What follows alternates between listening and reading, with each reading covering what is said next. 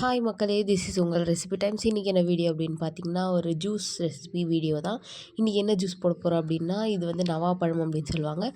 அந்த இங்கிலீஷில் வந்து ஜாமுன் ஃப்ரூட் அப்படின்னு சொல்லுவாங்க. நீங்கள் இந்த ஃப்ரூட்டுக்கு என்ன பேர் சொல்லுவீங்க அப்படின்னு சொல்லிட்டு காமெண்ட்ஸில் சொல்லுங்கள். ஃபஸ்ட்டு இந்த ஃப்ரூட்டை வந்து உள்ளே இருக்கிற சீட்ஸ் எல்லாம் எடுத்து இப்படி எடுத்து வச்சுக்கணும். அப்புறம் இது என்ன பண்ணணும்னா, அதை மிக்சர் ஜாருக்கு ட்ரான்ஸ்ஃபர் பண்ணணும். அதை ட்ரான்ஸ்ஃபர் அதுக்கப்புறம் என்ன பண்ணணும்னா, ஒரு 1/4 டீஸ்பூன் மட்டும் சால்ட் போட்டுக்கணும்.